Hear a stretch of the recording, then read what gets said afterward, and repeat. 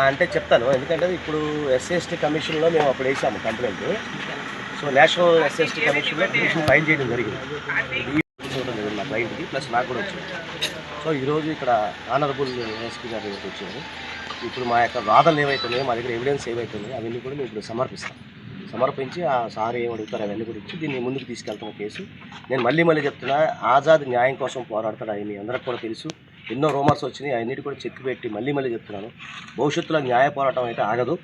100% మీ అందరికి సపోర్ట్ చేస్తాను. ఖచ్చితంగా ఈ కేసులో మేము 100% విన్ అవుతాము.